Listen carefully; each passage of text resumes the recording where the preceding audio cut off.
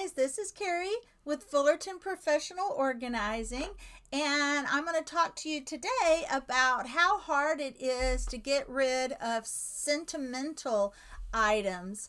And the two presenters that I listened to on this subject are Diane Boden and Nina Anders, and they talked about the process you go through when getting rid of sentimental items. They also talk about how sentimental items are probably not the first place you want to start when you want to declutter your home. You definitely are going to have a harder, slower process when you get to the sentimental items. So that should be the last thing you tackle when you're organizing your home.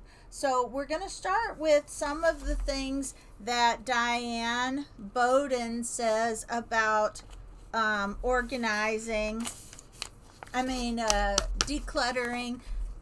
your sentimental items. And we're just going to talk about some of the hardest things to declutter that are sentimental and why they're hard. But Diane is from the Minimalist Moms podcast, and she does feel like the sentimental items are the trickier areas to declutter by far. She says, like I just said earlier, don't start there. She suggests either starting in a bathroom, or I've heard organizers say start in the kitchen, because those are the two areas that you're not really going to have a lot of sentimental attachment to those items. Although if you're in the kitchen, it might have a few more items than the bathroom that might have been grandma's mixing bowl or something like that. But you get the gist. The least sentimental items are probably going to be the bathroom and the kitchen. So it's not the things that have heavy emotional attachment to them.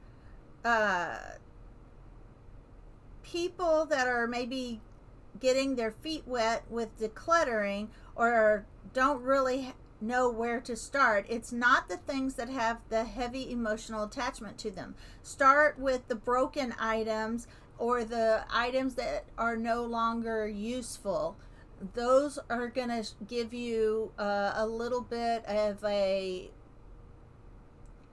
you're starting to exercise that muscle. You're breaking you're just breaking through there and getting rid of some stuff, and you're going to see how much space you have, and you're going to feel like you are winning in the decluttering race a little bit. And then once you've got it down on the decluttering, then you can start with the sentimental items. You get those easy small wins, and you can build up to those things that might be a little bit more tough to declutter. And one of the hard things to declutter is when you have the death of a loved one and you have those items, because you always feel like your memory is tied to the item. Well, she says you're still going to have the memories even if you get rid of those items. Maybe take a picture of them and put them in a scrapbook so you can look at those items and remember your loved ones. Or if there's a set, maybe just hold on to one item in the set and let go of the rest. She says it's not the memory that you're getting rid of. You have the memory. You're not getting rid of the memory. The object is a tangible representation of the memory. Keep a few pieces. Maybe let's use jewelry as an example. Maybe keep a few pieces that you are going to wear, or maybe let your daughter, if you have a daughter, pick out some pieces. But you don't have to keep every single piece of jewelry from your loved one that has passed away. And she says, you can make a collage in your scrapbook of all the items that you took a picture of from a loved one that passed away, that you want to remember those items, but you don't want to hold on to them.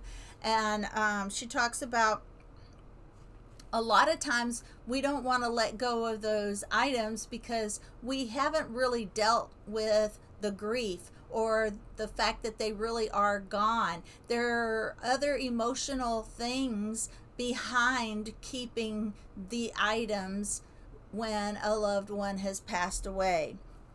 She says, I feel like sometimes it feels like you don't want to accept the fact that these people are gone and you just want to keep everything of theirs. Another thing is it's really hard for moms in particular to get rid of baby items. Sometimes you have to go through the emotions. But if I go downstairs, she says that when she goes downstairs and goes through the baby clothes, for some reason, the first time she goes through it seems really overwhelming. But then if she goes back down a second time and a third time, each time becomes a little bit easier. You've let go of a few things and you've held on to a few things, but the more you go through the box, the more you come to realize that you don't need everything in the box, and you will let go of more and more things each time you go through it. Also, she says, I think that they don't realize the weight of the thing, which actually is, again, tangible physical representation of something else that's going on in your mind. Something like you're mourning the loss of, now you don't have babies anymore and your kids are growing up. So go ahead and cry and go through the emotions. It's important to go through the emotions. She said, I went through my phone and I'm like, do I have a picture of her in this outfit? Or do I have a picture of someone using this item or sitting at this table? Those are also pictures. If you already have pictures with those items in it, those are also even better than just taking a picture of the item and putting it in a scrapbook. But both work. But it's really tough. And like I said, when I set the boundaries on myself, I come back to it.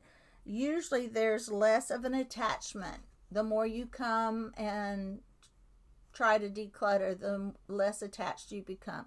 If everything is your favorite, then nothing is your favorite. You can have a favorite in each category, let's say of your baby items, maybe one bottle, maybe one t-shirt, maybe one church outfit. Keep one thing in each category, but just don't keep all the things. All right. And all right. She also says, who's going to want, she talks about Swedish death cleaning. And I did listen to a little bit of that on her podcast about Swedish death cleanings. And that talks about, all those items that you save for your children or your grandchildren. All those things that you keep in your life are going to be passed down to your children when you pass away. I know this is probably sounds like a morbid subject, but we've all seen the memes where the man opens up his garage and it's full from the top to the bottom, and he says, this will all be yours someday. And the person that he's saying that to, his son or his daughter, is just like, oh, overwhelmed. That's a whole garage full of stuff that he's now thinking, I don't know what I'm going to do with that. If you give all of that to me, I don't even know what I will do with it, because it's a whole garage full. So she says, who's going to want the items after you're gone? Do we want to bury our loved ones with that? And again, that's kind of morbid. We don't like to think about that. But again, I feel like decluttering has way more depth to it than people originally think from the get-go.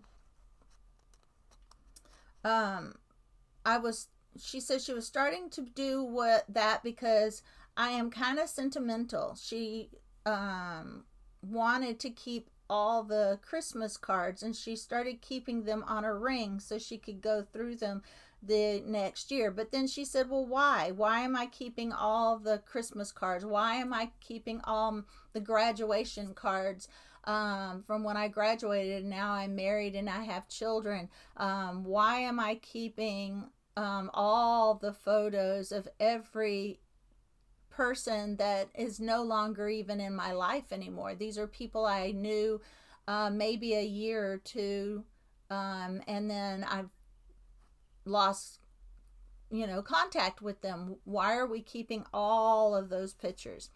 And she says, I think another category that people find a little bit hard is when you have a gift that someone gave you, and maybe they made it. It was special in some way and you don't use it anymore. Yes, that is a tough one. She says,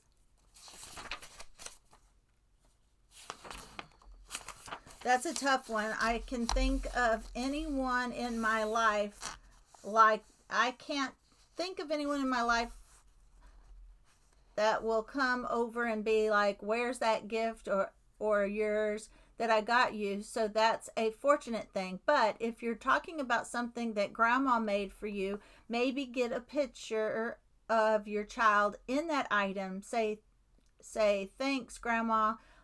And then maybe a week later or a month, I say give it a year. Then you can get rid of it and wear it to the next event that grandma's going to be at, or if grandma comes over, wear it that day. I mean, wear it, take a picture of it, wear it when she comes over, and then after a year, if you no longer want it, then let it go. Or it just depends on how much you're going to see the person and how upset or sad that they might be if they found out you got rid of it.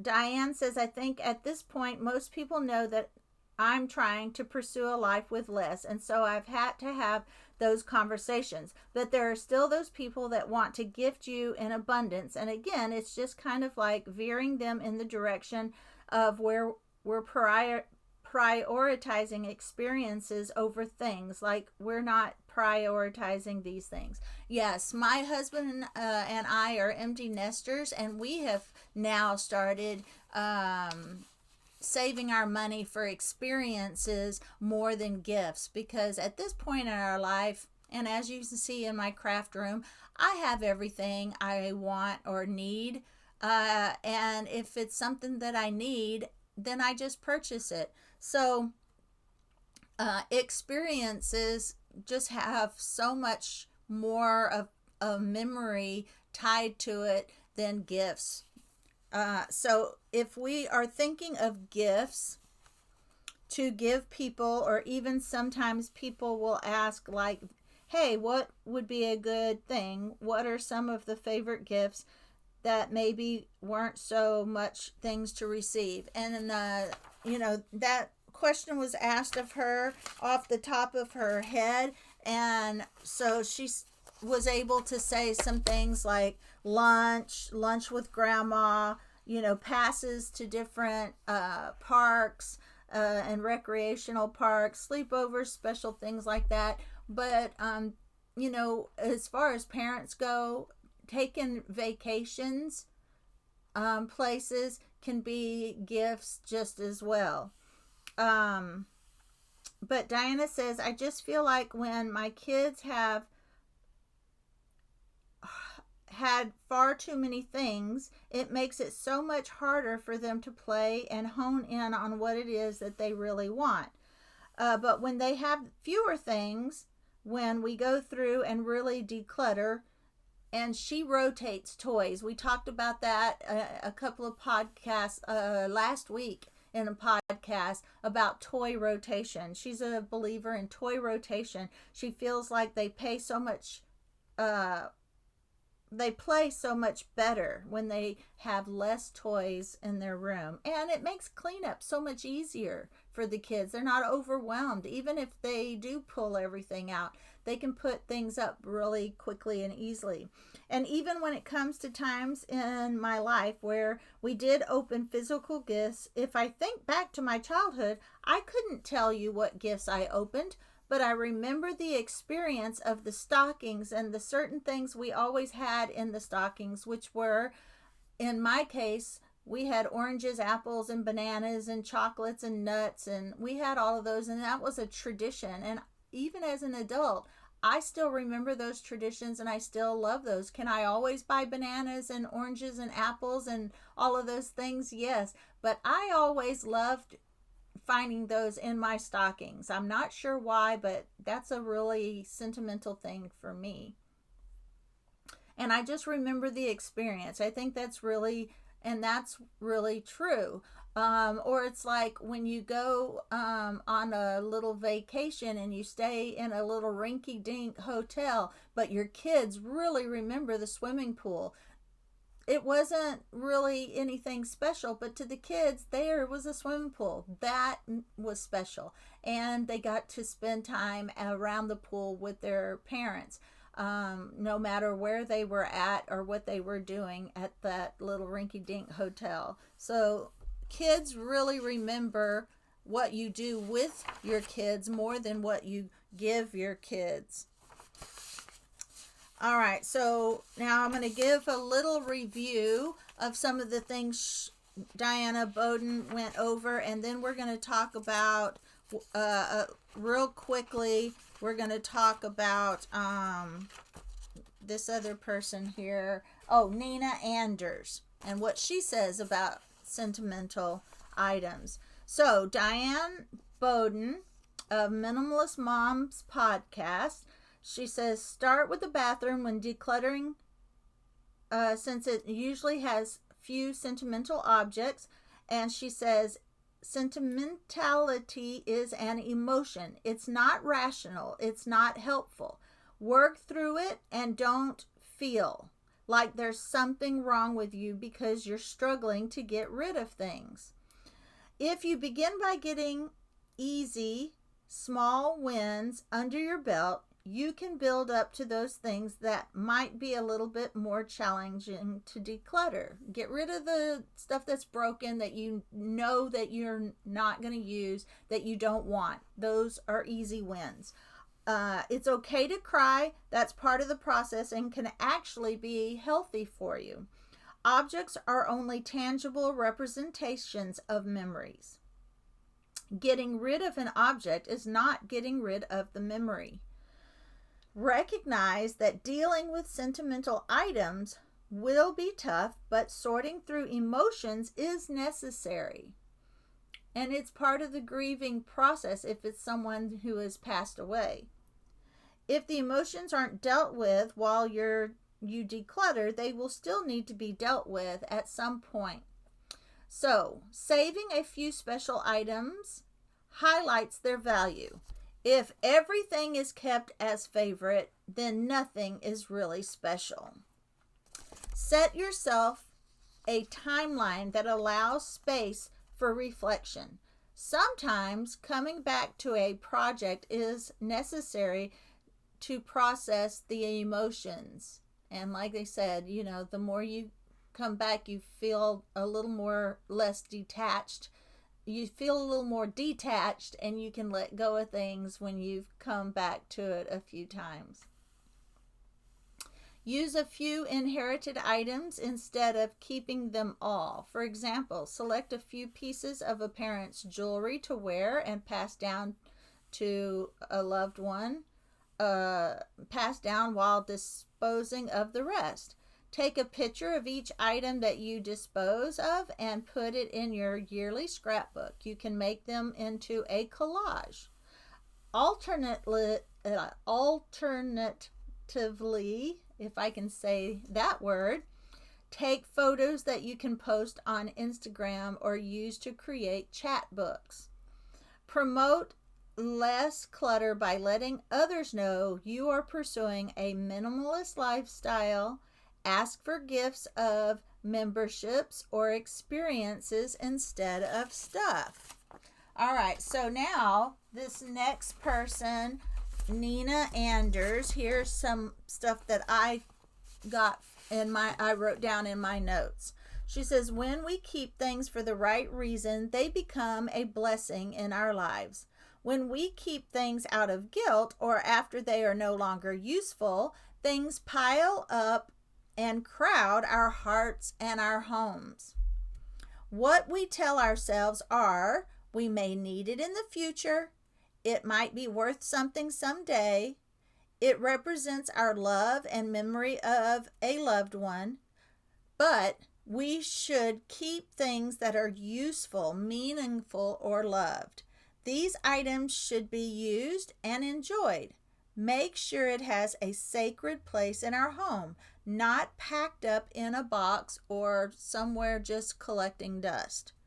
Never keep anything out of guilt or obligation. All right, those were from my notes, but let's do a little review. It says, it's hard to let go of sentimental items. Nina helps people decide what to keep, what we can repurpose, and how to let go of some of our sentimental pieces. She says, create a memory box to contain special items. This will help you prioritize the things you cherish most, because you find a box that is a good size and don't overflow it with stuff. If it starts to get full or overflow, then you need to take some things out before you put other things in. Make that one box the limit on your items. Nina Anders says, I found that by letting go of some things and keeping the things that I really loved, I created a life for myself and my family that is filled with love and joy.